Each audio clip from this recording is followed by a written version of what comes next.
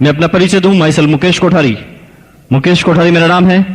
भीलवाड़ा राजस्थान का मैं रहने वाला हूं। अभी भीलवाड़ा के अंदर मेरा कपड़े का स्वयं का व्यवसाय है। मैं शूटिंग बनाता हूं। फर्म का नाम है एंजली सिंथेटिक्स, 11 आनंद क्लॉथ मार्केट भीलवाड़ा में कपड़े के व्यवसाय का मेरा एक छोटा सा ऑफिस है। पिछले लगभग 47 मंथ से लगातार इस बिजनेस को मैं करता हूं। इस 47 महीनों में इस बिजनेस को करने के बाद मुझे क्या मिला है, मुझे क्या मिलने वाला है, क्या इसका फ्यूचर है, क्या इसका स्कोप है, क्या इस बिजनेस का विजन है, ये सारी बातें कुछ मिनटों में आपके सामने शेयर होगी। लेकिन इस बिजनेस को करने से पहले भीलवाड़ा के अंदर एक शूटिंग बनाने वाली प्राइवेट कंपनी के अंदर मेरी एक सर्विस हुआ करती थी। उस सर्विस को ठीक इस बिजनेस के चालू करने के ठीक 8 साल पहले मैंने ज्वाइन किया था। जब मैंने बीकॉम फाइनल का एग्जाम दिया था, परिवार की आर्थिक स्थिति अच्छी नहीं थी और मुझे परिवार वालों की तरफ से ऑर्डर मिला कि हम आपको ज्यादा नहीं पढ़ा पाएंगे, अगर आपको पढ़ना है तो थोड़ा पार्ट टाइम वर्क कीजिए, अपनी इनकम चालू कीजिए और अपनी पढ़ाई को जारी रखिए। एक लड़का जिसने बड़े बड़े सपने बनाए, एक ही दम में चकनाचूर हुए और वही दुनिया की दौड़ में मुझे भागना पड़ा। भीलवाड़ा के अंदर मैंने नौकरी तलाश की, बड़ी अप्रोच नहीं थी, नौकरी नहीं मिली, लेकिन एक जान पहचान से मुझे एक सर्विस मिली। लेकिन मुझे वहां पर एक एहसान की वजह से रखा गया। जब मैं अपना बायोडाटा देने गया तो मुझसे कुछ भी नहीं पूछा गया, क्योंकि उससे पहले मेरे एक फ्रेंड का, मेरे एक दोस्त थे, उनके पिताजी का फोन उस कंपनी में जा चुका था और उन्होंने कहा जी ऐसा है कि बायोडाटा तो बाद में देखते रहेंगे, कल से आप कंपनी में आ जाइए। तो निश्चित रूप से मैंने वो कंपनी ज्वाइन कर ली, क्योंकि मेरे पास इसके अलावा कोई अल्टरनेट नहीं था। उस सर्विस को मैंने ज्वाइन किया, 1 महीने तक लगातार काम किया। 7 तारीख सैलरी डे आया। 7 तारीख को मेरे हाथ में एक सैलरी पकड़ा गई, उसकी अमाउंट थी 750 रुपए, 750 रुपीज ओनली। लेकिन मुझे अच्छी तरह पता है कि मेरे साथ उसी कंपनी में उसी दिन एक चपरासी ने भी ज्वाइन किया था और उसका जो सैलरी रखा गया था 1500 रुपए, 1500, मुझे दे गए 750। मुझे समझ में नहीं आ रहा था कि ये क्या हो रहा है, क्या मैं इस काबिल भी नहीं हूं, क्या इस ऑफिस में चपरासी मेरे से ज्यादा अहमियत रखता है, क्या मैं जरूरतमंद नहीं हूं। 50 तरह के क्वेश्चन मेरे दिमाग में आए। लेकिन आप लोगों के लिए मैसेज क्या है? आप लोगों के लिए मैसेज यह है कि कोई फर्क नहीं पड़ता, 1% भी मायने ये नहीं रखता कि आपकी शुरुआत कहां से है, 0.1% भी ये मायने नहीं रखता कि आपकी शुरुआत कहां से है। मायने तो ये रखता है कि आप कहां तक जाने वाले हैं।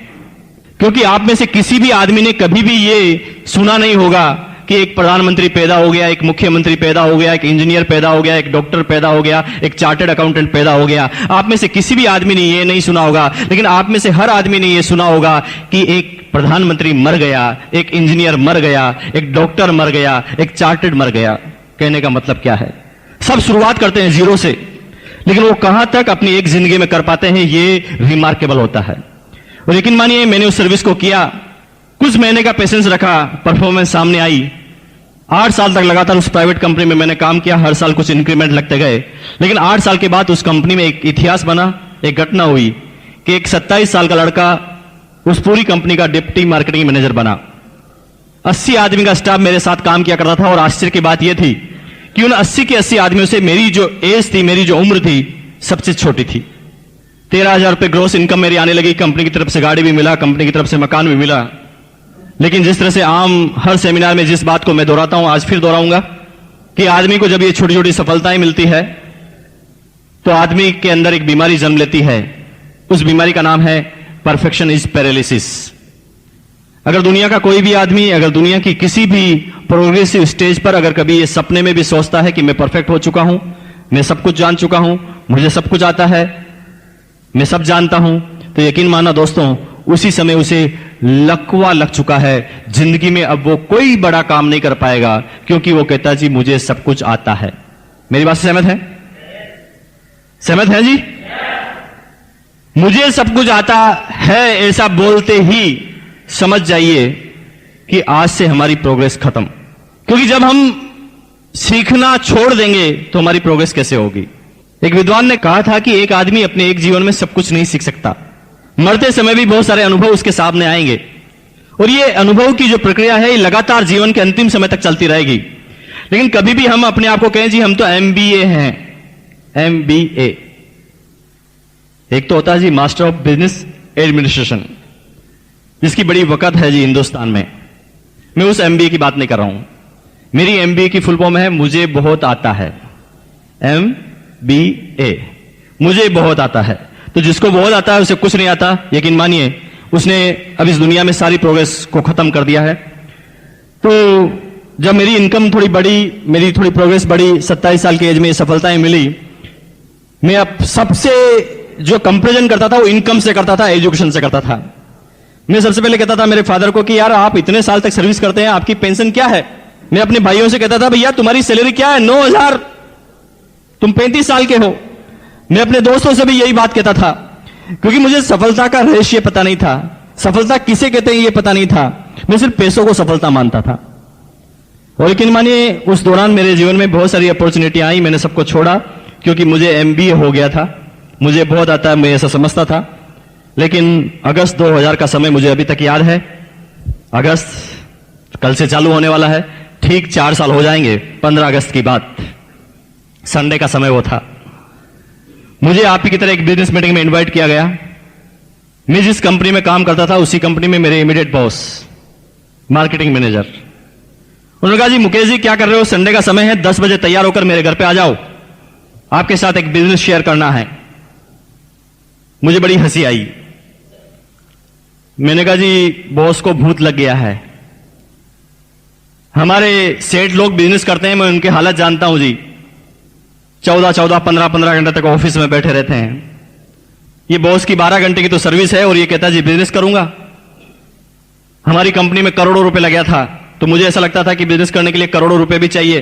तो मैं सोचता था जी बॉस कहां से लाएगा। फिर दिमाग में आता था कि शायद बॉस कोई छोटी मोटी दुकान लगाने वाला है। ऐसा लगता था कि शायद 1-2 लाख रुपए इसके पास इकट्ठे होंगे, ये कोई बिजनेस करेगा, डूबेगा और मुझे भी पार्टनर बनने के लिए बोल रहा है। 50 तरह के क्वेश्चन उसने जो ही मुझे इन्वाइट किया मेरे दिमाग में आने लगे। लेकिन फाइनली मुझे उस बिजनेस मीटिंग में जाना पड़ा। जाना नहीं चाहता था, क्योंकि इनवाइट करने वाले मेरे बॉस थे। और मुझे पता है यहां पर नए आदमी कितने हैं जी, पहली बार मीटिंग में आए हैं, हाथ खड़ा कीजिए, थैंक यू वेरी मच। तो मुझे पता है जी आप में से भी कुछ लोगों को आज यहां पर आना पड़ा होगा, आना नहीं चाहते थे। कुछ लोग तो इसलिए आ गए होंगे कि यार ये नाराज नहीं हो जाए, कुछ लोग इसलिए आ जाएंगे कि यार इनको मना कैसे करें, कुछ लोग इसलिए भी आ गए होंगे, बार बार कहता आरसीएम करो आरसीएम करो, आज इसका फाइनली पिंड छुड़ा कर आते हैं। इसके बिजनेस को देखेंगे, समझेंगे और उसमें कमी ढूंढेंगे और इसी को बता देंगे, ताकि ये भी नहीं करेगा, ये भी छोड़ देगा और अपन को परेशान नहीं करेगा। तो अलग अलग तरह का उद्देश्य सबका होगा, क्योंकि आप ही की तरह मैं भी पहली बार बिजनेस मीटिंग में आया था, मेरा सेम उद्देश्य था। बिजनेस मीटिंग में पहुंचा, एक प्लान मुझे बताया गया था। यकीन मानिए आज के 4 साल पहले की बात मैं कर रहा हूं। मेरे सामने मल्टी लेवल मार्केटिंग का एक प्लान रखा गया। मेरी जिंदगी में मैंने पहले कभी मल्टी लेवल मार्केटिंग का नाम ही नहीं सुना। मैं तो बिजनेस करने का एक ही तरह का समझता था कि कंपनी माल बनाती है, बीच में कुछ आदमी होते हैं, वो माल कंज्यूमर तक पहुंचाते हैं, सबका इससे गुजारा चलता है, ये बिजनेस का मतलब समझता था। लेकिन मुझे एक जोरदार बात बताई गई कि पहले बिजनेस करने का तरीका ये था कि कंपनी माल बनाएगी, कंज्यूमर खरीदेगा, बीच में होंगे एजेंट, डिस्ट्रीब्यूटर, होलसेलर, रिटेलर, इन सबके ऊपर होगी पब्लिसिटी, एडवर्टाइजमेंट। कंपनी 50-55 रुपए प्रॉफिट जोड़ने के बाद आइटम यहां से निकालेगी, इन सब में मार्जिन जाते जाते जाते जाते यह आइटम जब यहां तक आएगा यह हो जाएगा ₹100 का। मेरा बिजनेस करने का, बिजनेस समझने का मतलब सिर्फ इतना सा था। लेकिन मुझे बताया गया था कि बिजनेस करने का एक नया तरीका आया है। अब क्या होगा कि आपको जो तरीका बताया गया जाएगा उसके अंदर इन सारे आदमियों को यहां से हटा दिया जाएगा। अब कंपनी माल बनाएगी, सीधा दे देगी कंज्यूमर को। दिमाग खराब हो गया। मैंने कहा जी फिर बीच वाले क्या करेंगे, माल क्या कंपनी एक एक आदमी के पास पहुंचाएगी, कैसे सिस्टम चलेगा। लेकिन ये क्वेश्चन तो बहुत दूर की बात थी। लेकिन मेरे दिमाग में कुछ हलचल होने लगी। मैंने कहा जी ये कैसे सिस्टम कि कंपनी सीधा कंज्यूमर को माल बनाएगी, तो अब तक जो 45% पैसा इन बीच के लोगों में जाता था, 45 रुपए जो बीच के लोगों में जाता था, ये तो सीधा बच जाएगा। और उन्होंने कहा जी ये 45 रुपए जो बच जाएगा, एक सिस्टम आपको बताया जाएगा, उस सिस्टम के अंदर ये 45 रुपए एक कंज्यूमर के पास वापस ट्रांसफर हो जाएगा। विश्वास नहीं होता था, क्योंकि जिंदगी में पहले कभी मल्टी लेवल मार्केटिंग का प्लान ही नहीं देखा था। मैंने कहा जी कैसी बात कर रहे हैं, इसका मतलब तो सीधा सीधा यही हुआ कि आज के बाद एक इंसान जब जब भी अपने लिए कोई माल खरीदेगा तो खरीदने से उसके पास इनकम आएगी। ये बड़ी हंसी वाली बात मुझे उस समय लगती थी, विश्वास नहीं हुआ। लेकिन बात आगे बढ़ी, एक प्लान शो हुआ, कुछ कैलकुलेशन मुझे बताई गई। ये तो लग रहा था कि इनकम ऐसे आ सकती है, ऐसे आएगी, लेकिन प्रैक्टिकल नहीं लग रहा था कुछ भी। लेकिन एक आदमी कुछ समय के बाद एक स्टेज पर आके खड़ा होता है और स्टेज पर आकर बोलता है, मेरा नाम पीडी तिवारी है, मैं राजस्थान प्रशासनिक सेवा का अधिकारी हूं, 20,000 राजस्थान गवर्नमेंट मुझे सैलरी देती है। इस बिजनेस को 7 दिन पहले मेरे एक दोस्त ने बताया, मुझे कहा था जी कपड़े की दुकान चेंज करनी है। मैंने इस बिजनेस को समझा नहीं और कपड़े की दुकान चेंज की और मैंने कुछ कपड़े खरीदे। जब मैंने कपड़े खरीदे तो मेरे कुछ दोस्तों ने कहा जी आप कपड़े कहां से लेकर आए। मैंने वही बात रिपीट की, जी मैंने ऐसे कपड़े खरीदे। तो मेरे 3 दोस्तों ने और कपड़े खरीद लिए और सिर्फ यही काम किया जो पहले मैं करता था। उसका नतीजा है कि 7 दिन ये तारीफ करने से मेरे घर में एक चेक आता है, उसकी अमाउंट होती है 512 रुपए। जो ही मुझे उस आदमी ने कहा जी 512, मुझे 101% यकीन हो गया कि यह बिजनेस एकदम सही है। क्योंकि एक साधारण आदमी क्या समझता है, यहां पर भी कुछ आदमी होंगे जिनको पहले मैंने इस तरह की इनकम आई होगी 200 से लगाकर 1000 के बीच में। कोई आदमी है जी? हाथ खड़ा कीजिए, खड़े हो जाइए अपनी जगह से एक बार प्लीज। जोरदार तालियां इनके लिए, थैंक यू वेरी मच। देखिए तालियां, मैंने कहा जी तालियां लीडर कैसे बजाते हैं, मेरे लिए नहीं और इनके लिए ताली बजाने की जरूरत नहीं, अपने लिए बजाएं ताकि आपको याद रहे। जोरदार तालियां, थैंक यू वेरी मच। तो ये वो लोग हैं जिनको पहली इनकम आई। पहली इनकम वाले ही आपके मार्गदर्शक हैं जो नए लोग हैं। क्योंकि आपकी पहली इनकम, जिन लोगों को इनकम आई, मैं खास रूप से बताना चाहूंगा कि आपको लगता है जी पहली इनकम 1 लाख रुपए आती तो कितना अच्छा होता। यस और नो? थोड़ा तेज बोले जी। किसको अच्छे नहीं लगता 1 लाख रुपए? सबको। पहली इनकम 1 लाख आती तो मजा आ जाता। लेकिन मानिए अगर पहली इनकम आपकी 1 लाख आती तो दूसरे महीने इस बिजनेस को आपको छोड़ना पड़ता, आप कर ही नहीं पाते। क्योंकि एक जर्नल आदमी कभी भी बड़ी बड़ी बातों पे बिलीव नहीं करता। ये सुनो, आज मैं किसी ट्रेन में या बस में सफर कर रहा हूं या प्लेन में सफर कर रहा हूं, लेकिन मेरे पास वाली सीट पर कोई आदमी बैठा होता है, बात करने के बाद मेरा नियम है कि मैं कभी भी खाली नहीं बैठता। कोई भी सामने है, मैं प्रयास करता हूं कि उससे बात चालू हो जाए और मुझे प्लान बताना चालू करता हूं। प्लान बताने के बाद जब पूरा प्लान खत्म होता है, वो आदमी एक क्वेश्चन पूछता है, आपसे भी पूछते होंगे, बिजनेस तो बहुत अच्छा है लेकिन आपको बताओ आपको कितने आए, आपको कितने आए। यकीन मानिए मुझे अभी भी अपनी बातों को गोलमोल करना पड़ता है, क्योंकि पता है कि एक नया प्रोस्पेक्ट जो अभी इस बिजनेस को समझा भी नहीं है, अगर मैं उसे अपनी बड़ी इनकम बताऊंगा तो मेरी पास वाली सीट से उठ के चले जाएगा, दूसरी सीट पे बैठ जाएगा। वो कहा जी बड़ा फंसाने वाला होगा। हाँ, इतनी बड़ी भी कोई इनकम आती है? जिंदगी भर हो गई 10,000 की सैलरी लेते लेते। ये लाखों की इनकम की बात कर रहा है। जो नया आदमी है ना, वो छोटी बातों पे बिलीव करता है। जो ही उस आदमी ने बोला मुझे 512 का चेक आया, मैंने सोच लिया कि मैंने कहा जी राजस्थान प्रशासनिक सेवा का अधिकारी, 20,000 सैलरी, 500 रुपए की तो इसकी टाई होगी। और इतना बड़ा आदमी कहता है कि 512 का चेक आया, मुझे विश्वास हो गया जी इतना बड़ा आदमी 512 के लिए तो झूठ नहीं बोल सकता। इसलिए आपको शर्माने की जरूरत नहीं है, दमदार तरीके से बोलिए, क्योंकि रिमार्केबल काम किया है आपने। क्या किया है? आप पे अपने आप पे गर्व होना चाहिए। क्योंकि एक छोटी सी बात बताऊं जी, मान लें एक लड़का है जो सुबह 4 बजे उठता है, नहाता है, उसके बाद गाय का दूध निकालता है, गाय का दूध निकालने के बाद गाय का दूध बेच कर आता है, वापस घर पे आता है, उसके बाद अखबार बांटने के लिए जाता है, अखबार की सेलिंग करता है, अखबार बांटने के बाद घर पर आता है, फिर 2 घंटे पढ़ाई करता है, फिर नहाता है एक बार फिर, और उसके बाद 4 घंटे तक लगातार ट्यूशन लेता है, 4 घंटे तक ट्यूशन लेने के बाद लंच करता है, लंच करने के बाद 1 घंटा टहल कर आता है, उसके बाद 3 घंटे और ट्यूशन लेता है और रात को फिर पढ़ने के लिए जाता है। तो ऐसे आदमी पे आपको गर्व होता है या शर्म आती है? गर्व होता है ना, लेकिन कभी कभी हमें शर्म आ जाती है। हाँ, लोग बात क्या कहेंगे, टीचर है और कपड़े बेच रहा है, साबुन बेच रहा है, क्या कर रहा है, ये बिजनेस कर रहा है 500 रुपए का। कभी कभी शर्मा जाता है एक आदमी। आपको भूलना नहीं चाहिए, धीरूभाई अंबानी ने भी 500 रुपए से शुरुआत की थी। इनिशियल पीरियड सबके ऐसे होते हैं, बिल गेट से लगाकर एक एक आदमी को उठा लेना। जो लोग शर्म करते हैं वो एक साधारण जिंदगी को जीते हैं, जो दुनिया के 97% आदमी होते हैं वो डरते हैं कि लोग क्या कहेंगे। और यकीन मानिए वो लोगों के कहने में इतने आ जाते हैं कि वो जिंदगी भर कुछ नहीं कर पाते। लेकिन कुछ लोग लोगों की परवाह नहीं करते, अपने भविष्य को देखते हैं और काम करना चालू करते हैं। तो आपने 512 की इनकम ली है, ये रिमार्केबल है। दम लगा के बोलिए, आपका दोस्त टीचर है, आप टीचर हैं, वो 9,000 कमाता है, आप भी 9,000 कमाते हैं। छुट्टी होने के बाद वो घर पर जाकर रिमोट को तोड़ता है, बिजली का बिल जलाता है, पत्नी से झगड़ा करता है, बच्चों के डांट लगाता है, कमियां निकालता है बीबी के काम में। और उसी जगह आप इसी टाइम को कन्वर्ट करने के बाद आरसीएम का काम करते हैं और 512 का चेक आता है। ये रिमार्केबल है। क्यों नहीं दम लगा के आप इसमें बात करते हैं? और यकीन मानिए, ये आपका जब कॉन्फिडेंस होगा तभी सामने वाला आदमी आपसे प्रभावित होगा। अब बात आती है कि मुझे विश्वास हुआ, मैंने कहा जी इतना बड़ा आदमी 512 के लिए तो झूठ नहीं बोल सकता, मुझे करना चाहिए। और मैंने इस बिजनेस को करना चालू किया।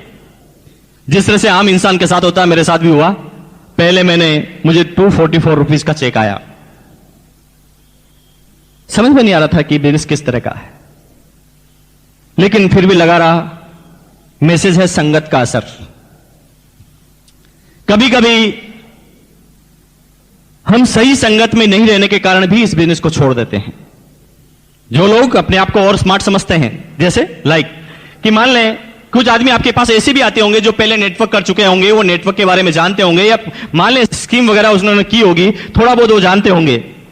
तो कुछ लोग क्या कहेंगे, बिजनेस प्लान समझने के बाद वो कहेंगे भाई आगे तो मुझे सब कुछ आता है। उनको कहते जी मीटिंग अटेंड करो। अरे मीटिंग की जरूरत नहीं है, हम तो खुद ही लीडर हैं, हमें सब पता है कि कैसे लोगों को समझाना है।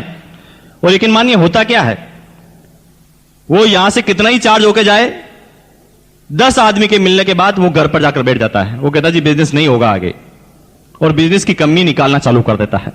आदमी होता है एक मोबाइल के अंदर होती है एक बैटरी। बैटरी को चार्ज करना जरूरी है, बाकी मोबाइल चलेगा नहीं। हां, बैटरी अलग अलग कंपनी की हो सकती है, लाइक नोकिया, सैमसंग, सबकी कैपेसिटी अलग अलग हो सकती है, बस फर्क इतना सा है। लेकिन कुछ लोग सोचते हैं जी हम हमेशा चार्ज हो गए। मुकेश कोठारी भी नेगेटिव होता है, मिस्टर टीसी छाबड़ा जी भी नेगेटिव होते हैं, बीसी छाबड़ा भी नेगेटिव होता है। क्यों? ये आदमी का स्वभाव है। मान लें आप 10 आदमी लगातार आपको ना ना ना ना ना ना करेंगे, तो आप क्यों नहीं डिस्चार्ज होंगे? अपने आप एक बढ़िया आदमी भी डिस्चार्ज होने लग जाएगा। लेकिन संगत का असर क्या कहती है? मेरी इनकम कम आने के बाद भी मैं इस बिजनेस में क्यों लगा रहा? सिंपल सी बात, क्योंकि मेरे सारे दोस्त आरसीएम बिजनेस करते थे और मैं उनके हमेशा साथ में रहता था। तो हम एक दूसरे की बात से हमेशा चार्ज होते थे।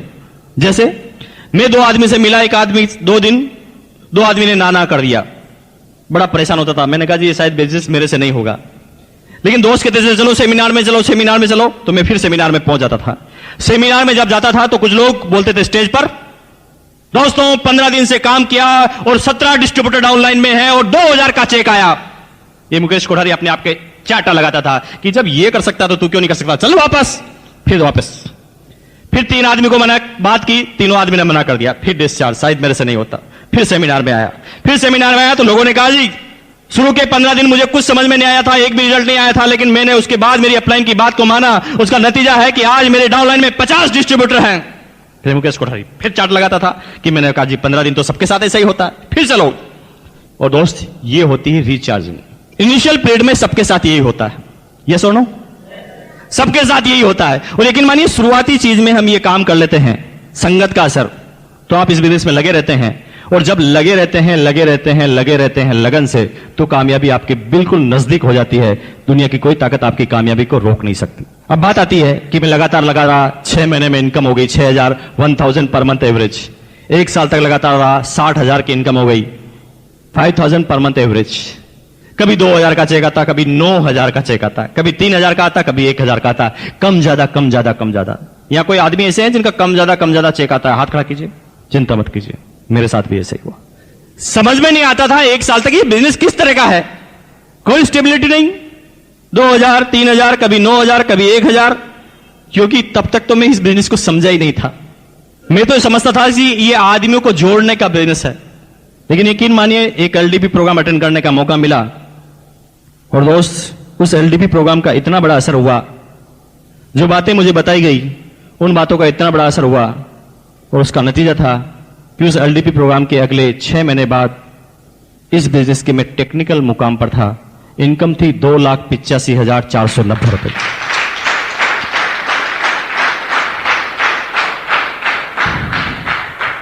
तो वही बात है कि इंजन तो मैं पहले भी था, लेकिन रोड पर चला रहा था अपने इंजन को, दौड़ नहीं रहा था।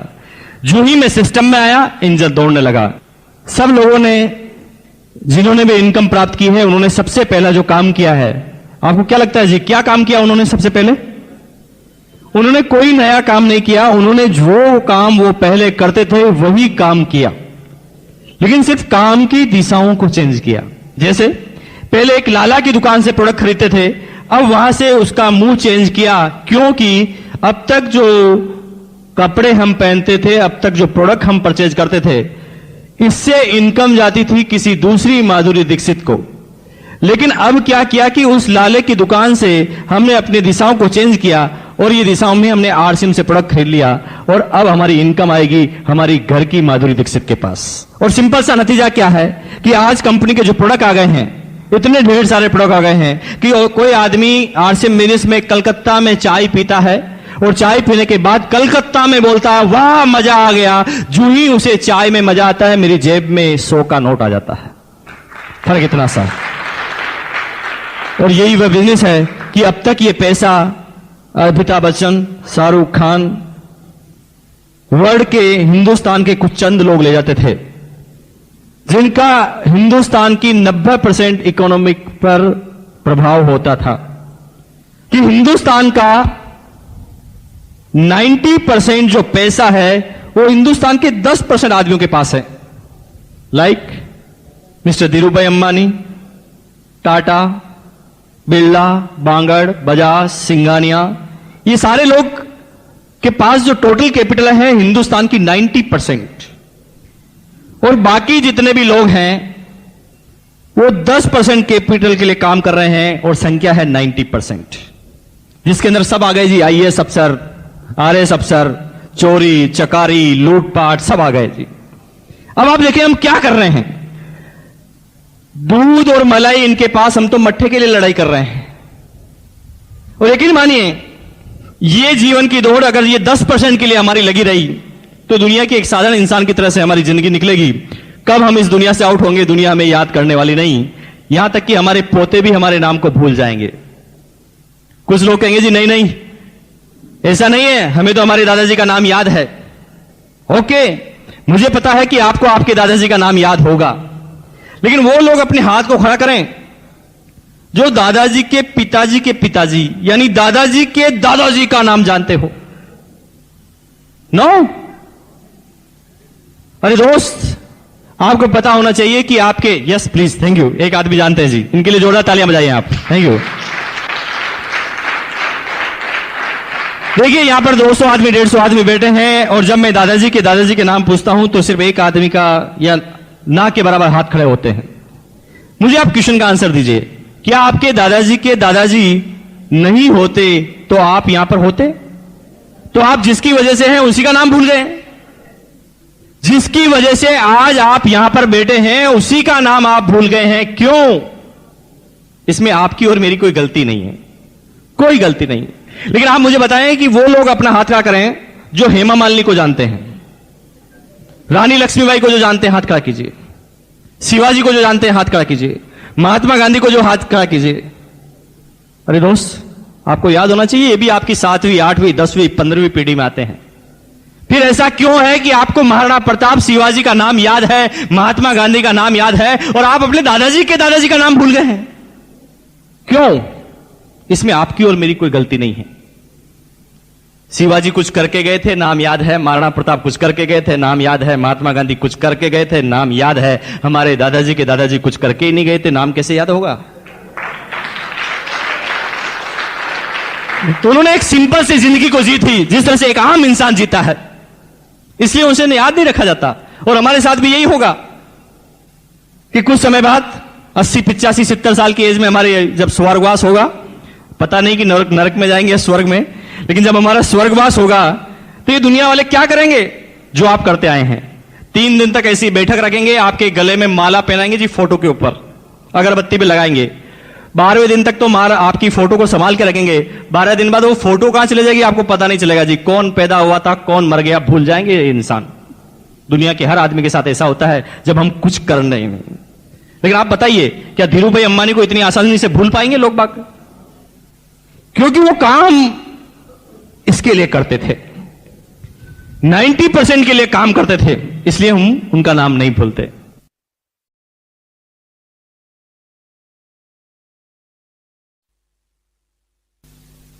तो हम किस चीज के लिए लड़ाई कर रहे हैं? अगर हमें इस बिजनेस में इनकम के रूप में नाम कमाना है तो हमें काम करना पड़ेगा इस 90% के लिए। अगर कुछ आदमी समझ रहे हैं कि मैं सर्विस करके करोड़पति और मेरे सारे सपने पूरे कर लूंगा, तो इसकी बहुत बड़ी गलतफहमी है।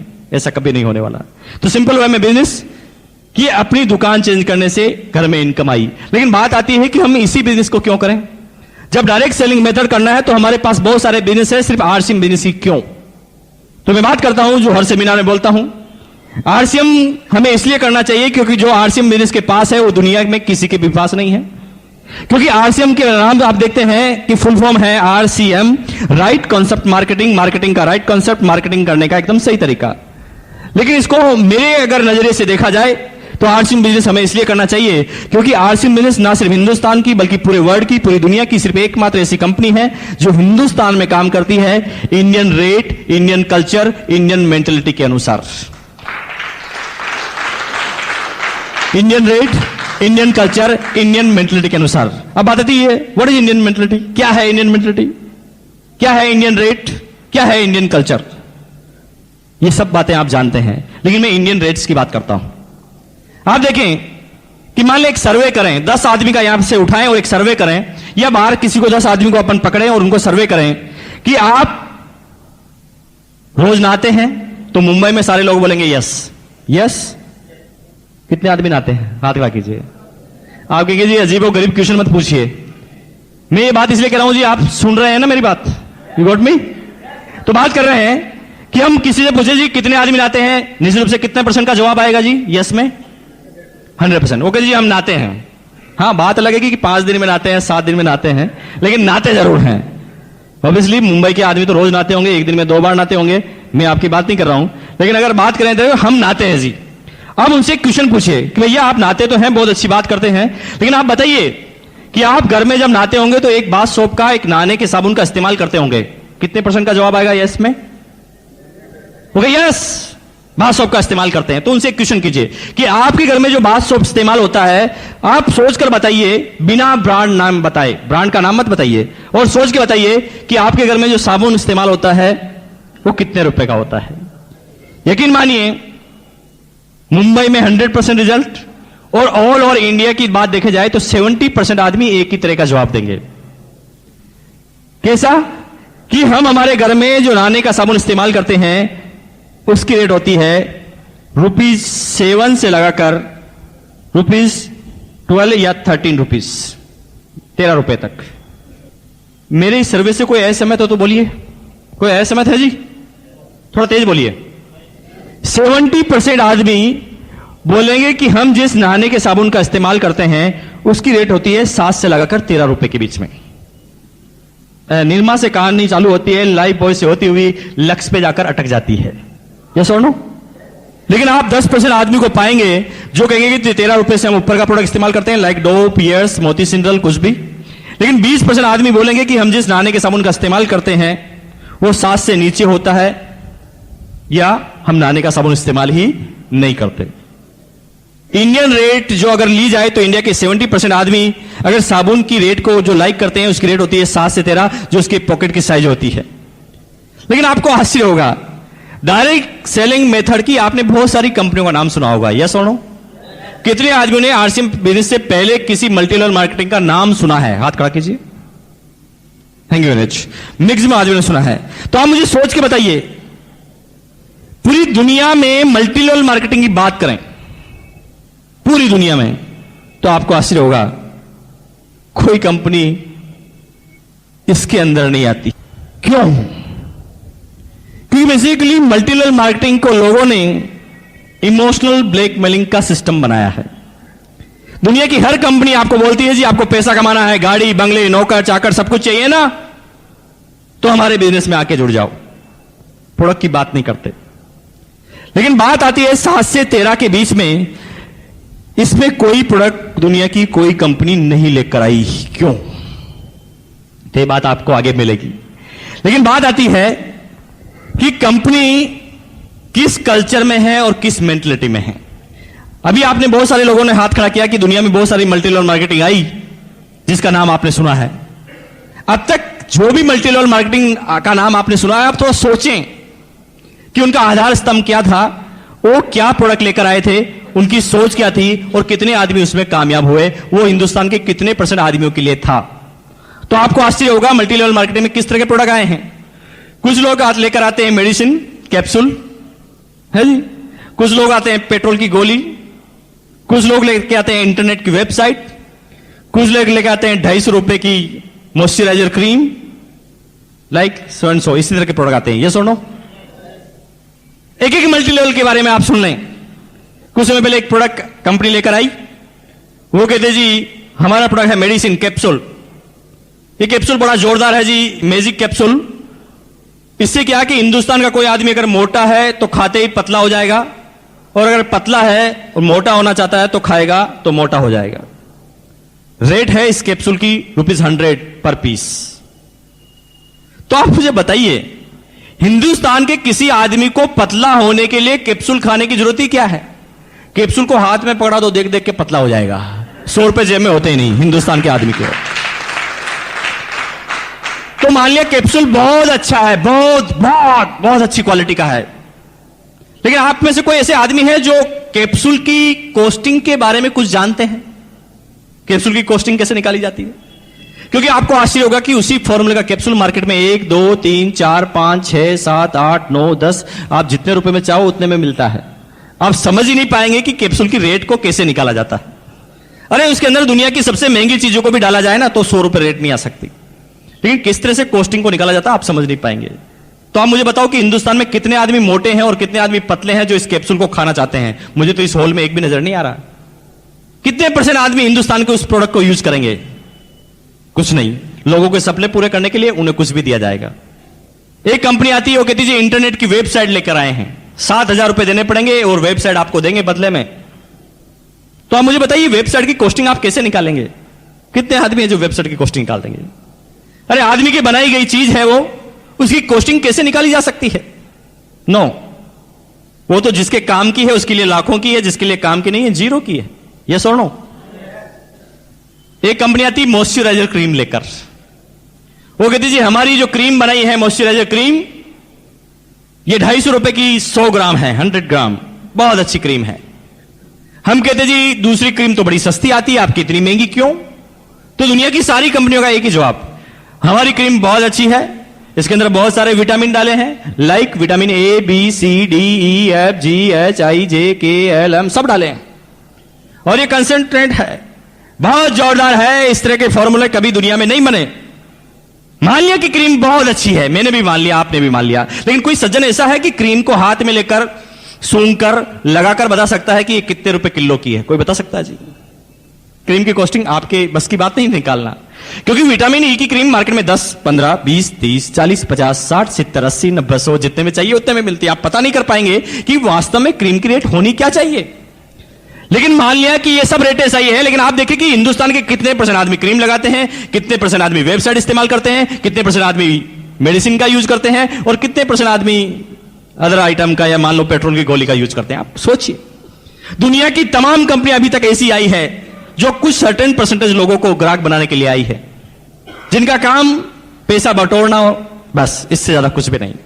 लोगों के सपनों से खिलवाड़ करना, इससे ज्यादा कुछ भी नहीं। लेकिन वर्ल्ड में 3 चीजें ऐसी है, और आमतौर पर हिंदुस्तान में, जिसकी कॉस्टिंग एक आम इंसान कभी भी निकाल सकता है, कभी भी। वो हमारे नाम से निकलता है, R for roti, C for कपड़ा, M फॉर मकान। रोटी, कपड़ा और मकान। तो आप बताइए, कोई आदमी, कोई कंपनी आपको कहे जी हम नेटवर्क में लेके आए हैं गेहूं जो रोज आप खाते हैं, रोज गेहूं खाओ और आपकी इनकम बनेगी। गेहूं बहुत अच्छी तैयारी से बनाए गए हैं और गेहूं की रेट हमारी नेटवर्क में है 100 रुपए किलो। आपको हजम हो जाएगी? आपको गुस्सा आएगा तो आप कहेंगे इधर आना, इधर आना, एक मिलाकर मारेंगे। उल्लू बनाता है जिंदगी भर वही खाते खाते रोटी को 10 रुपए किलो गेहूं। 1 सेकंड में कॉस्टिंग निकाल दी। यस और नो? इसलिए आपको पता होना चाहिए, गेहूं को लेकर दुनिया की कोई कंपनी नेटवर्क में नहीं आई है, कहीं पोल नहीं खुल जाए। सब जानते हैं गेहूं के बारे में। तो एक कंपनी आती है, वो कहते हैं जी हम मुंबई में वाशी के अंदर, या मान लें नेरुल के अंदर, या मान लें और आगे आप चले जाएं जी खारघर के अंदर, एक रूम हॉल किचन का एक फ्लैट देंगे जो 600 स्क्वायर फीट का होगा। और रेट होगी 5 करोड़। हजम हो जाएगी आपको? आगे उल्लू मत बनाओ यार, मुंबई में पैदा हुए यही मर जाएंगे। एक एक एरिया की रेट के बारे में हमें पता है। एक इंजीनियर आएगा, बता देगा कितना चूना लगा है, कितनी मिट्टी लगी है और यहां की प्रेजेंट वैल्यू क्या है, आपका मार्जिन क्या है, रेट आ जाएगी 5, 7, 8 लाख रुपए। यस और नो? निकाल देना कॉस्टिंग एक ही सेकंड में। इसलिए दुनिया की कोई कंपनी मकान को लेके आई नहीं, कॉस्टिंग आपने निकाल दे कहीं, सारी पोल नहीं खुल जाए। या कितने ऐसे आदमी हैं जो आरसीएम के डिस्ट्रीब्यूटर नहीं है, पहली बार आए हैं? हाथ खड़ा कीजिए। यस, वेरी गुड, धन्यवाद। देखिए, आपने ये शर्ट पहन रखा है, बहुत अच्छी आपने शर्ट पहन रखा है। इसके बारे में आप क्या मुझे कन्विंस कर सकते हैं कि ये 1000 रुपए की है? कर सकते हैं? मैंने आपको शर्ट को देखा और मैं बता सकता हूं कि ये शर्ट होगी 200 से 300 रुपए के बीच में। ये सुनो, निकाल देना कॉस्टिंग। एक हिंदुस्तान का आम इंसान, क्योंकि कपड़ा रोज पहनता है, बचपन से पहनता आया है, अगर कोई विचित्र तरह का कपड़ा नहीं है, कोई विशेष तरह का या कोई नई टेक्नोलॉजी का कपड़ा नहीं है, अगर वो साधारण सा कपड़ा है, तो हिंदुस्तान का एक आदमी कपड़े को देखकर भी कॉस्टिंग निकाल सकता है 150 रुपए कम ज्यादा, क्योंकि लाला का मार्जिन भी कम ज्यादा होता है। किसी लेडी से पूछ लेना कि ये साड़ी कितने की, वो कहेगी ये शिफॉन होगी 300 रुपए की। ये सुनो, यहां पे काफी लेडीज है जी। देख कर हम आसपास की रेट को निकाल देते हैं। यानी कपड़े की रेट भी अगर वो विशेष तरह का कपड़ा नहीं है तो हम आसपास की रेट को निकाल देते हैं। इसलिए आपको आश्चर्य होगा कि दुनिया की कोई भी कंपनी फैब्रिक को लेकर डायरेक्ट सेलिंग मेथड में अभी तक नहीं आई। This is the first company in the world, RCM business. ये दुनिया की पहली ऐसी कंपनी है आरसीएम बिजनेस जो कपड़े को लेकर नेटवर्क में आई है। लेकिन बात सिर्फ कपड़े की नहीं है। 20 अक्टूबर से कंपनी, 20 अक्टूबर 2001 से कंपनी एफएमसीजी में भी आई है। लेकिन एफएमसीजी में जब आई है तो भी इन्होंने इंडियन रेट, इंडियन कल्चर और इंडियन मेंटलिटी का बहुत अच्छी तरह से ध्यान रखा है। कंपनी ने, मैं एक साबुन की बात कर रहा था जिसकी एवरेज 7 से 13 के बीच में आती है। कंपनी ने एक प्रोडक्ट निकाला था, आप सब जानते हैं उसके बारे में, 100 gram 100% pure veg vitamin E and vacuum pack 70% TFM total fatty metal. इतने कंटेंट्स का एक भी प्रोडक्ट मार्केट से आप परचेज करें, आपको आश्चर्य होगा, एक भी प्रोडक्ट आपको 12-13 रुपए से कम का नहीं मिलने वाला। लेकिन आरसीएम बिजनेस ने डायरेक्ट सेलिंग मेथड के सिद्धांतों को मानते हुए, Indian rate, Indian culture, Indian mentality का ध्यान रखते हुए वही प्रोडक्ट लाके दिए मात्र 8 रुपए 50 पैसे के अंदर। अब मुझे एक बात बताएं, आपने मल्टी लेवल के इतिहास में हिंदुस्तान नहीं, दुनिया की अभी तक किसी भी कंपनी का नाम सुना है जो इस कंटेंट्स का कोई भी प्रोडक्ट मार्केट में मात्र 8.5 रुपए में लेके आई हो? अगर दुनिया में किसी के पास भी इस चीज का कोई जवाब हो तो आप मुझे बताएं। नो, किसी आदमी के पास, दुनिया की किसी कंपनी के पास कोई जवाब नहीं। लेकिन वो 8.5 रुपए के साबुन पर मुझे आश्चर्य नहीं होता, बिल्कुल भी नहीं, 1% भी नहीं होता। क्योंकि अगर डायरेक्ट सेलिंग मेथड के सही सिद्धांतों का पालन किया जाए तो 8.5 की दी जा सकती है। लेकिन बात 8.5 की नहीं है, बात यह है कि जब इस बिजनेस प्लान का स्टडी करते हैं तो एडवर्ड साहब ने बताया जी 8.5 के होने के बाद भी इसके बिजनेस वॉल्यूम का 41% वापस हमारे पास आता है। क्या दुनिया की किसी कंपनी के पास इसका कोई जवाब है? एक आम इंसान जो पहले 12 रुपए का प्रोडक्ट इस्तेमाल करता था, उसकी बजाय अब 8.5 में करे और उसके करने के बाद भी उसके पास इनकम आए। अरे दुनिया की किसी कंपनी के पास इसका कोई जवाब हो तो आप मुझे बताएं। 20 रुपए किलो का वॉशिंग पाउडर, 10 रुपए का टूथब्रश, 32 रुपए का 200 ग्राम हर्बल टूथपेस्ट, 30 रुपए का, 36 रुपए का कॉटन बनियान। एक एक प्रोडक्ट की तुलना करें, 100 रुपीज केजी और 130 रुपए किलो चाय। कितने आदमी जिन्होंने चाय पी के देखा, हाथ खड़ा कीजिए। एक शब्द में बोले जी चाय कैसी लगी आपको? सीधी तुलना कीजिए ब्रुक बॉन्ड और रेड लेबल से, सीधी सीधी 180, 190, 200, 210 रुपए किलो।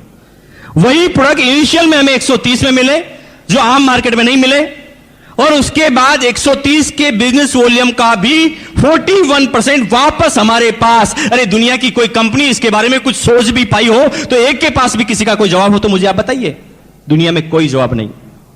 क्या है इंडियन मेंटलिटी, क्या है इंडियन कल्चर? अभी तक दुनिया की हर कंपनी ने अपने रेट को छुपाने के लिए कल्चर को चेंज किया है। अगर हिंदुस्तान में कपड़े धोने के लिए एक डिटर्जेंट केक का इस्तेमाल किया जाता है और कपड़े को नीचे रखकर इसे घिसा जाता है, दिस इज इंडियन कल्चर। ये कौन सा कल्चर है? ये इंडियन कल्चर। लेकिन अगर वो इंडियन कल्चर का प्रोडक्ट लाएंगे तो लोग बाग रेट के बारे में तंग करेंगे कि हमारे हिंदुस्तान में तो 5 रुपए का डिटर्जेंट केक आता है, 7 का आता है जी, 8 का आता है। तो उन्होंने उस रेट को छुपाने के लिए कल्चर को चेंज किया। उन्होंने उस चीज को बनाया लिक्विड फॉर्म और कहा गया जी ये 250 रुपए का है। किया ना कल्चर को चेंज। पोचा जानते जी? पोचा यहां पर क्या बोलते हैं जी? फर्श को साफ करने से गीले कपड़े को लगा के बोलते हैं, क्या बोलते हैं जी? पोचा ही बोलते हैं, पोचा लगाते हैं जी। हिंदुस्तान में जो पोचा कितने सालों से लगाया जा रहा है जी, आप बता सकते हैं? आपको इसका बस जवाब नहीं होगा जी। आपके पिताजी, दादाजी, परदादाजी कितने सालों से पोचा लगाया जा रहा है जी। ठीक है जी। और देखिए पोचा हम सिंपल पानी से लगा लेते हैं, कभी उसमें सर्फ डाल देते हैं, कभी फिनाइल डाल देते हैं, यस और नो? ऐसे लगाते हैं जी। कितने ऐसे आदमी हैं जिनके घर में ऐसा पोचा लगने से वो बीमार हो गया हो? कितने आदमी जी बताओ? लेकिन वो आदमी सबसे पहले हमारी कमजोरी की तरफ नजर डालते हैं। वो कहते हैं जी आप पोचा एकदम गलत तरीके से लगाते हो, ये पोचा लगाने का कोई तरीका है? अब क्या कीजिए, एक बाल्टी लीजिए, उसके अंदर हमारा ये 250 रुपए वाला लिक्विड 2 बूंद डालिए और फिर पोचा लगाइए जी। क्यों किया जा रहा है जी हमारे कल्चर को चेंज? क्यों हमारी जेबों पर असर डाला जा रहा है? क्यों ना एक आम हिंदुस्तानी को, आम हिंदुस्तानी जो चाहता है उसे प्रोडक्ट दिया जाए, वैसी रेट दिया जाए? लेकिन दुनिया की किसी कंपनी के पास कोई जवाब नहीं। लेकिन हिंदुस्तानी मेंटलिटी क्या है? हिंदुस्तान के आदमी को बोलते हैं जी 20 रुपए किलो का वॉशिंग पाउडर, 10 रुपए का टूथब्रश, 8.5 रुपए का नहाने का साबुन, 130 रुपए किलो चाय। तो हिंदुस्तान का आदमी कहता वाह इतना सस्ता, तब तो खराब होगा। इतना सस्ता है तब तो खराब होगा। तो आप मुझे बताओ कि मैं चाहे इन प्रोडक्ट की कितनी भी तारीफ करूं जी, यहां उछल उछल कर तारीफ करूं, लाउड स्पीकर पर तारीफ करूं, आप सब लोग भी विज्ञापन दे दे के तारीफ करें, तो कितने आदमी हैं जो मुंबई में कहेंगे जी वाह वाह वाह क्या तारीफ की है आपने इतनी जोरदार, तो 1 साल का प्रोडक्ट एक साथ दे जाओ। कितने आदमी बोलेंगे जी आपको? कोई नहीं बोलने वाला। ज्यादा तारीफ करोगे तो क्या कहेगा, अच्छा इतनी तारीफ, ले 8.5 रुपए दे साबुन अभी देख लेता हूं। क्या तारीफ करेंगे जी? वो तो पहला चीज है कि प्रोडक्ट में दम होगा तो आगे चलेगा, बाकी खिसकेगा तक नहीं। तो क्यों इमोशनल ब्लैकमेलिंग की जाती है जी? प्रोडक्ट अच्छा है वो तो पता चल जाएगा, यूज करके बताओ। चाय पीते ही पता चल जाएगा चाय कैसी है, वॉशिंग पाउडर इस्तेमाल करते ही पता चल जाएगा वॉशिंग पाउडर कैसा है। तो इसमें क्यों इतनी तारीफ की जाए? क्यों नहीं एक आम इंसान को निर्णय लेने का अधिकार दिया जाए? क्यों इतना इमोशनल ब्लैकमेल किया जाए? अब तक दुनिया की सारी कंपनियों ने हिंदुस्तान के साथ यही किया है। लेकिन क्या इसके फॉर्म है? किस तरह से बिजनेस चलेगा? कंपनी क्या क्या प्रोडक्ट लेके आने वाली है? ये सारी बातें आपके सामने पता चलेगी। कंपनी 19 अगस्त दिल्ली के ताल कटोरा इंडोर स्टेडियम, अब तक आरसीएम बिजनेस का सबसे बड़ा फंक्शन, 35,000 आदमियों की पब्लिक उस फंक्शन में मौजूद होगी। मुंबई से सैकड़ों आदमी वहां पर मौजूद होंगे। काफी लोगों की तैयारी भी होगी। कितने आदमियों ने तैयारी कर ली जी? उसके बारे में हाथ खड़ा करेंगे। यस, काफी लोगों ने तैयारी भी कर ली है और काफी लोग तैयारी की तरफ अग्रसर हैं। और यकीन मानिए वो 19 अगस्त का फंक्शन, वहां आपको पता चलेगा कि कंपनी क्या करने वाली है। कंपनी में जब इस बिजनेस को मैंने ज्वाइन किया था तो एक 8 पेंट पीस की किट हुआ करती थी। और यकीन मानिए जब वो 8 पेंट पीस की किट लेकर मैं घर पे आया तो मेरी पत्नी ने सबसे पहले मुझे बोला जी कोई कपड़े की दुकान लगा ली है आपने, क्या करने जा रहे हैं? जब भी किसी के पास जाते थे तो लोग बाग उल्टे सीधे क्वेश्चन करते थे। लेकिन बात कंसेप्ट की थी भैया, एक प्रोडक्ट से चालू हुआ, आज कंपनी के पास 106 प्रोडक्ट हैं, 106। और कंपनी अगले ही महीने एक साथ वर्ल्ड के इतिहास में पहली बार 10 नए प्रोडक्ट एक साथ लेकर आने वाली है, जिसे दुनिया की कोई कंपनी लेकर नहीं आएगी। क्या होगा दिसंबर तक? क्या होगा दिसंबर तक? सुबह आप गुड मॉर्निंग बोलेंगे तो आरसीएम बिजनेस के साथ, और गुड नाइट बोलेंगे तो आरसीएम बिजनेस के साथ। और कंपनी ने एक एक कल्चर का ध्यान रखा है। यहां पता है कि हिंदुस्तान में लोअर ग्रेड के भी आदमी हैं और अपर ग्रेड के आदमी भी है, मीडियम ग्रेड के आदमी भी है। और आप एक एक प्रोडक्ट के बारे में पता कर लें। कंपनी का अगर 8.5 का प्रोडक्ट है नहाने का साबुन तो 18 रुपए का भी है। डिटर्जेंट 5 रुपए का है तो 8 रुपए का भी है और 12 रुपए का भी है। वॉशिंग पाउडर अगर 20 रुपए का है तो 30 रुपए का भी है और 70 रुपए का भी है। एक एक कल्चर के बारे में 1480 की किट है तो 2970 की किट है। दुनिया की कौन सी कंपनी ने ऐसा करके बताया जी? बताइए आप। नो। लेकिन कंपनी दिसंबर तक क्या प्रोडक्ट लेके आने वाली है, दुनिया की कोई कंपनी सोच नहीं सकती। गुड मॉर्निंग बोलेंगे तो आरसीएम बिजनेस के साथ, और गुड नाइट बोलेंगे तो आरसीएम बिजनेस के साथ। सुबह आप टॉयलेट में जाएंगे, टॉयलेट क्लीनर आरसीएम बिजनेस का, उसके बाद पेस्ट करेंगे, पेस्ट आरसीएम बिजनेस का, ब्रश लगाएंगे, ब्रश आरसीएम बिजनेस का, नहाने के लिए जाएंगे, नहाने का साबुन आरसीएम बिजनेस का, शैम्पू इस्तेमाल करेंगे, शैम्पू आरसीएम बिजनेस का, अंडरगारमेंट्स पहनेंगे आरसीएम बिजनेस का, टॉवल लगाएंगे तो आरसीएम बिजनेस का, कपड़े पहनेंगे तो आरसीएम बिजनेस का, टाई लगाएंगे तो आरसीएम बिजनेस का, चाय पिएंगे तो आरसीएम बिजनेस का, भगवान के सामने अगरबत्ती लगाएंगे तो आरसीएम बिजनेस का, पत्नी की तरफ देखेंगे साड़ी आरसीएम बिजनेस की, पति की तरफ देखेंगे साड़ी आरसीएम बिजनेस की, हेयर लगाएंगे तो आरसीएम बिजनेस का, क्रीम लगाएंगे तो आरसीएम बिजनेस का, शेविंग क्रीम करेंगे तो आरसीएम बिजनेस का, उसके बाद बच्चों की तरफ देखेंगे तो कपड़े आरसीएम बिजनेस के, अगर आप जींस पहनते हैं तो वो आरसीएम बिजनेस की, उसके बाद आपके घर में मच्छर बोध है तो मस्कीटो मेट भी आरसीएम बिजनेस की। और कंपनी इनमें से मैक्सिमम प्रोडक्ट मैंने लॉन्च करने जा रही है। और अभी आरसीएम टाइम्स में आपने पढ़ा होगा जो नया आ गया है, कंपनी ये 4 प्रोडक्ट नए लॉन्च कर चुकी है, जिसके बारे में अगली सेमिनार में पिछली बार बोला, और ये 10 दिन के अंदर आपके पास डिलीवरी मिलेगी। ये लिखा है जी new RCM product, herbal RCM shampoo 150 ml, MRP 35 rupees only. Herbal shampoo compare कर लेना मार्केट में जाके, हर्बल शैम्पू 150 ml का 35 रुपए। जूनियर आरसीएम टूथब्रश, अभी तक देखिए बड़ों लोगों के टूथब्रश थे लेकिन बच्चों के नहीं थे, तो बच्चे कहते होंगे जी आरसीएम के हमारे कब आएंगे, तो बच्चों का ध्यान रखा हुआ गया है। और आरसीएम बिजनेस जो एमआरपी मात्र 10 रुपए रखी गई है। हर्बल आरसीएम ऑयल, सिर में डालने का जो ऑयल है वो आरसीएम बिजनेस का आगे है, वो भी हर्बल है और ₹28 ओनली। और इसका जो फॉर्म है 150 ml, चिकमेट की शर्ट, न्यू लुक की शर्ट, इसमें बहुत सारे प्रोडक्ट और आ रहे हैं। अगले महीने अगरबत्ती भी आ रही है, कंपनी कॉस्मेटिक सीरीज में जाने वाली है, कंपनी लेडीज अंडरगारमेंट्स में जाने वाली है, और कंपनी पता नहीं क्या क्या प्रोडक्ट अगले दिसंबर तक लेके आने वाली है, जिसके बारे में दुनिया की कोई कंपनी नहीं सोच पाई है। लेकिन आप मुझे बताएं कि कोई प्रोडक्ट क्वालिटी में अच्छे हो जो हम जांच लेंगे, क्वालिटी में अच्छे हो, रेट में कम हो, और उसके बाद भी उसका 41% हमारे पास आए, तो बताइए ये बात आप दुनिया से कितने समय तक छुपा पाएंगे? और कौन सा ऐसा मूर्ख इंसान होगा जो इन प्रोडक्ट को आने वाले समय में लेने से मना करेगा? लेकिन समय लगेगा, मुझे पता है कि एक दिन में सारे आदमी नहीं समझेंगे। शुरुआत में जो समझेंगे वो लीडर होंगे, वो पायनियर होंगे, बाद में तो भीड़ आती है जी। पत्नी कहती थी कि ये बनारसी साड़ी 5000 की बहुत अच्छी होती है, तो मैं कहता था जी स्वास्थ्य के लिए खराब होती है, कॉटन साड़ी बहुत अच्छी होती है, क्योंकि उस समय 160 रुपए की आती थी। कैसे कन्विंस करते हैं हम? यही कन्विंस करते हैं, एक आम इंसान यही करता है। बच्चा कहता है क्रिकेट का बैट चाहिए एमआरएफ का, तो हम कहते हैं जी तेंदुलकर ने भी लकड़ी से शुरुआत की थी, तो इससे करो जी बहुत अच्छा शॉट आता है। यूं नहीं कहते जी जेब को हजम नहीं हो रही बात। ये कन्विंसिंग पावर है हमारी, और हम एक आम इंसान यही जिंदगी पर हम समझौते करते हैं। बच्चे को जो खिलाना होता हम खिला नहीं पाते, जो पढ़ाना होता वो पढ़ा नहीं पाते, पत्नी जो मांगती है वो दिला नहीं सकते, सपने हम पूरे नहीं कर सकते। ये सारे आम इंसान करते हैं, और मेरे साथ भी यही था, कन्विंस करता रहता था हमेशा। लेकिन आरसीएम बिजनेस के बाद ये लड़का जो आपके सामने खड़ा है, जिसकी एज मात्र 30 साल की है, मुंबई तो बहुत बड़ी सिटी है, यहां तो करोड़ों आदमी होंगे, लेकिन आपको आश्चर्य होगा कि भीलवाड़ा भी एक बहुत बड़ी इंडस्ट्रियल सिटी है, लेकिन इंडिविजुअल टैक्स देने के मामले में ये 27 साल का लड़का जब इस बिजनेस चालू किया और 30 साल की एज तक आते आते आज मेरा पूरे भीलवाड़ा के अंदर 70वां स्थान है इनकम टैक्स के बारे में। कि मान लें आपके बच्चे को, आपके बड़े भाई को, आपकी पत्नी को, आपके पिताजी को राष्ट्रपति अवार्ड मिल रहा है और आप नीचे खड़े हैं, तो कैसे तालियां बजाएंगे? वैसी तालियां इनके लिए बजा दीजिए आप। Thank you very much.